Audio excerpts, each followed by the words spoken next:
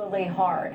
More than 10,000 people, or 1 in every 5 COVID-19 deaths nationwide, have happened in long-term care facilities across 35 states. A reporter from the New York Post asked Democratic Governor Andrew Cuomo about a directive that requires nursing home residents who test positive with coronavirus to be returned to their nursing homes. Cuomo turned that answer over to his health commissioner. That's a good question. I don't know. The policy is that if you are positive, you should be admitted back to a nursing home. The necessary precautions will be taken to protect the other residents there. In New York alone, more than 3,500 residents of adult care facilities and nursing homes have died. Well, even before the latest coronavirus relief bill was passed, the Senate Majority Leader sparking a storm of blowback from Democrats over the next stimulus package.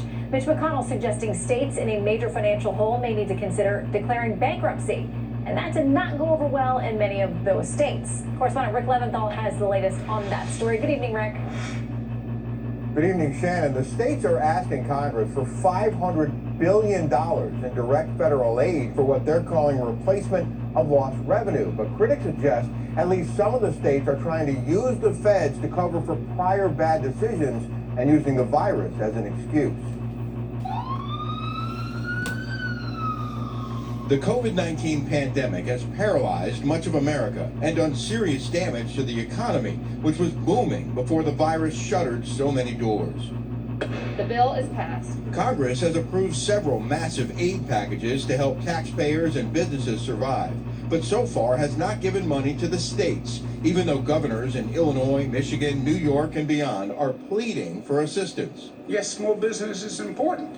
So are police and fire and healthcare workers, who are the frontline workers.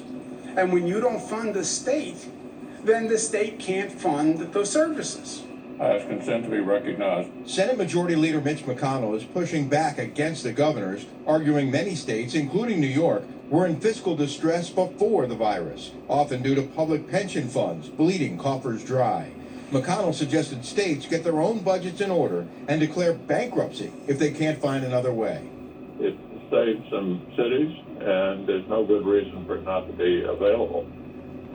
My guess is their first choice would be for the federal government to borrow money from future generations to send it down to them now so they don't have to do that. That's not something I'm going to be in favor of. The Wall Street Journal agreed, writing in an editorial, the question to ask is why taxpayers in Appleton and Sarasota should rescue politicians and unions in Albany and Springfield. White House economic advisor Art Laffer says it's about accountability. When I listen to the discussion of the states, especially Connecticut, especially Illinois, especially New Jersey, these states have been so bad in their fiscal controls that they have run out of money. They're in bad shape. People are leaving the states in droves, and then they want the federal government to bail them out? I don't think so. But Governor Cuomo says McConnell has turned this into a partisan battle because the hardest hit states are blue. If there's ever a time for humanity and decency, now is the time. And if there was ever a time to stop your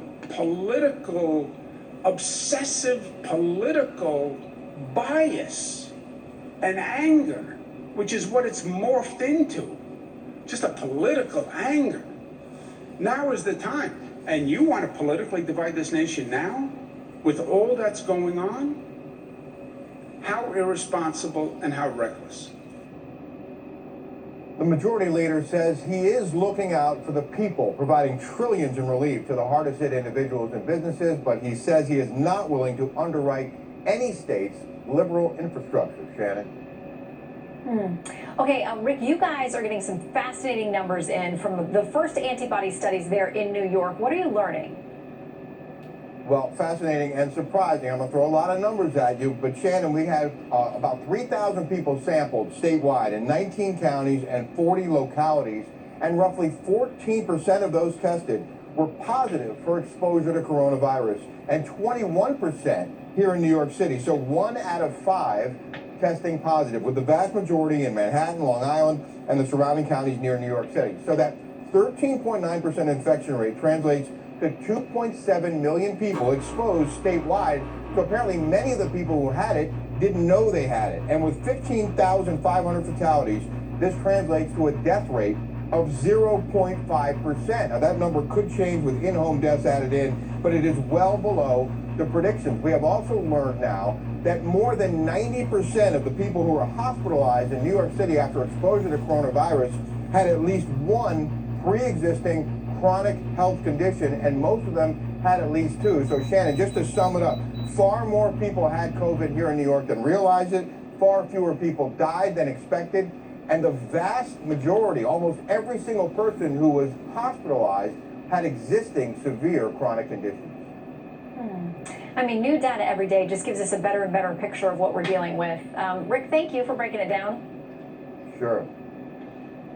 All right, up next, Susan Lee of Fox Business Network is here to answer your questions about the economy and personal finance. Tweet us at Fox News Night with your questions. But first, our Reopen Roundup.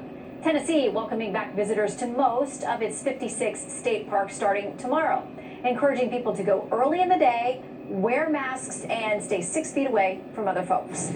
Golfers in Wisconsin prepping to tee up tomorrow as they return to the green. Public and private golf courses opening up with, all kinds of guidelines, social distancing, including spacing players apart, banning golf carts so you're not riding together, and shutting down the clubhouses and the pro shops. Now, in the Lone Star State, they're bringing retail back with a social distancing twist. And what the governor is calling retail to go is allowing shops to reopen tomorrow with curbside delivery and pickup, but customers have to pick out and pay for their merchandise over the phone or online first.